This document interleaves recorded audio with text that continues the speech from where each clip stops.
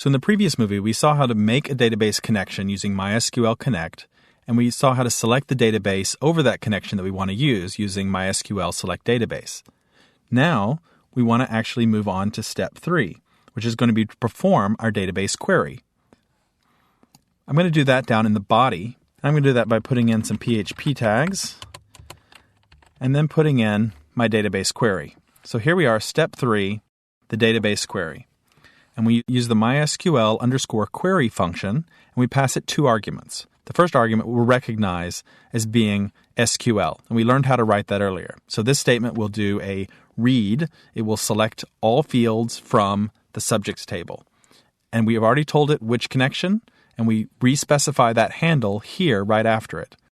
And we return all of the rows that it brings back, whether that's 0, 1, or 100, those all get put into result. Now, result, it's actually called a resource. It's going to be a special kind of database object that we'll work with, but it's a collection of rows, basically.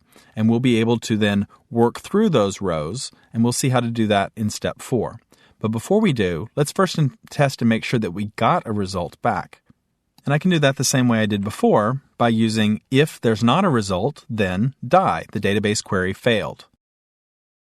But if it succeeded, then we'll go ahead and it'll proceed to step 4. And step 4 is going to be use the results. Now, how do we use those results? Here I'm going to use a loop, a while loop. And you'll remember we talked about this at the very end of the loops chapter, where we talked about working with databases. We're going to get back a result.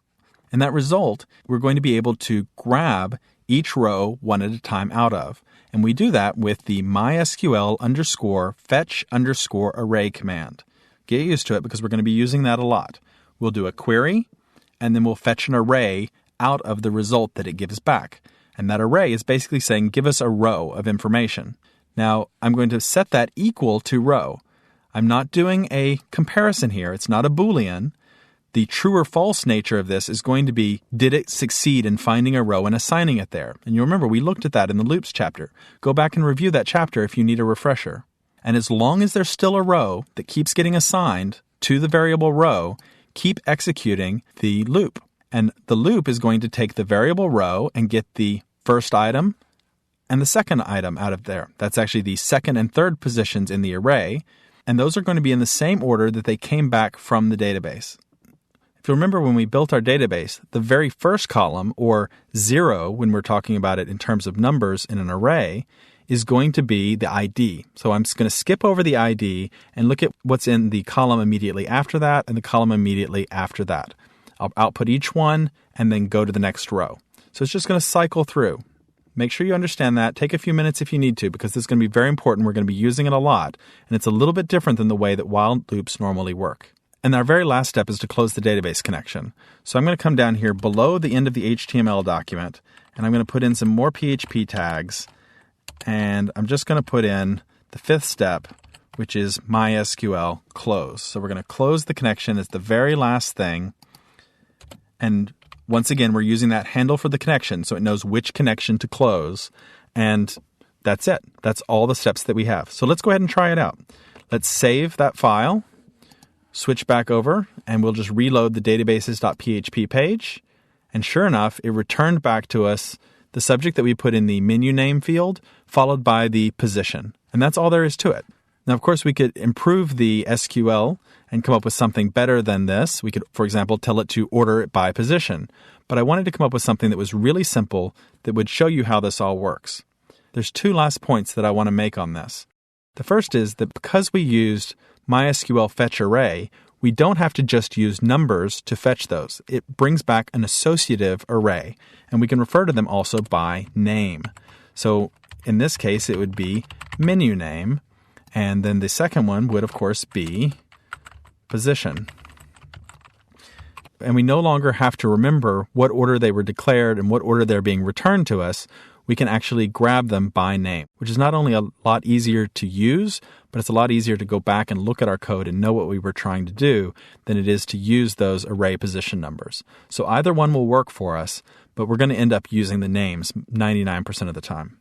And the last point I want to make to you is that we don't always have to specify connection. It's a good habit to do it, But once we make this connection, PHP is going to assume that we're talking about the connection. We actually don't have to list the connection here. We don't have to list the connection again here. And we don't have to list the connection down here when we close it.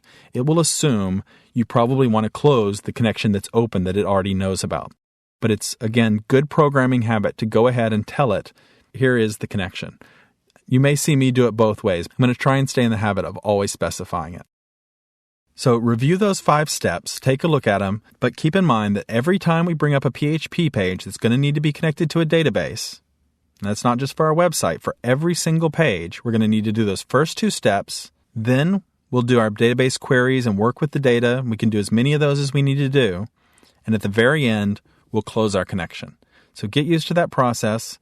You can go ahead and try doing other SQL select statements in there. There's going to be a slightly different format when we work with inserts, updates, and deletes. And we'll cover that in a little bit. But for now, just get comfortable with how we can read records and make selections and display data back. And now that we understand MySQL and we understand how PHP can work with MySQL, we finally have enough tools at our disposal that we can create a web application.